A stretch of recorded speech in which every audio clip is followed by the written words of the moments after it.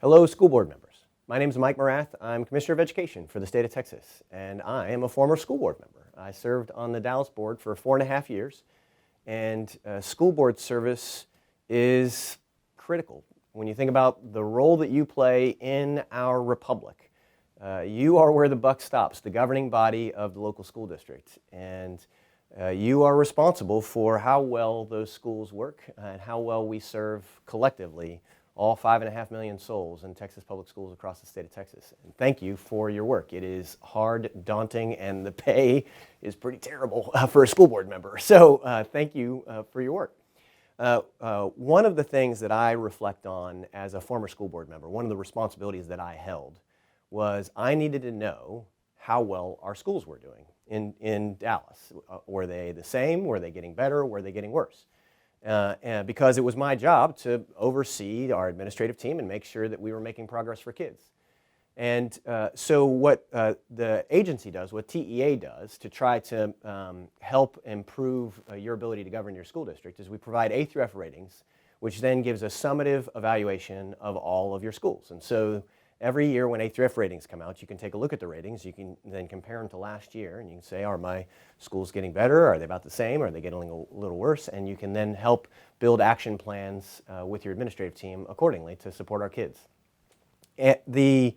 What has been true for A through F for the last 5 years, really since 2017, is it's been basically the same system. The cut points have been basically the same. The mechanics have been basically the same. We evaluate schools holistically on the better of student proficiency or student growth. As you all well know, evaluating schools is complex.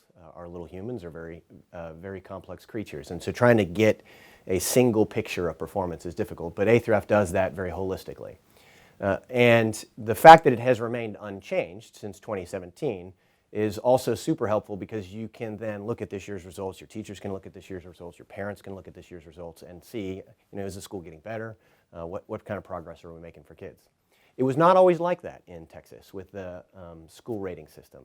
Before the A through F system, the agency, the way TEA worked, would tweak the ratings every single year. That they basically raise cut scores ever so slightly any given year. And that was good in terms of setting goals that are constantly higher and helping us push forward for kids. But it made life really confusing as a school board member in Dallas in my old life because I would have a hard time figuring out, are last year's results the same or better than this year's results? But the downside of what we've done over the last 5 years is we do want to constantly get better for kids. We want to make sure that we are setting higher and higher goals. In fact, the statute that sets up A through F requires us to continuously increase cut scores to ensure that Texas is a national leader in preparing kids for post-secondary success. So this year we are refreshing the A through F rating system.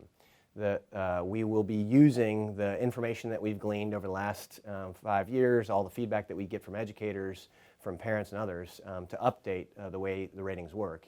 And what that also means is that the ratings that you look at this year cannot be easily compared with last year's ratings. There's a few places where cut scores are actually changing, in some cases going up, and so it will no longer lead to an apples-to-apples comparison. So to try to make life easier for you, what we are doing is we're publishing preliminary what-if ratings using last year's data, but using the new rating system calculations. And so that way when ratings come out this fall, you will be able to compare this year's actual ratings with last year's sort of hypothetical what-if calculation ratings. And that way you can have a good apples-to-apples comparison on performance. We're going to also put those hypothetical what-if ratings up on texasschools.gov so that when parents or teachers or anybody in the community looks to evaluate year-over-year performance, they can compare this year's performance with last year's performance using this year's metrics. And so we hope that this helps make the job that you have as a school board easier.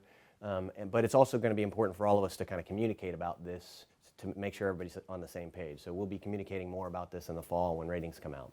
We have provided your superintendent with hypothetical, what are preliminary what-if ratings so they can go over those with you. And there's a lot more details if you want to get into the mechanics of it.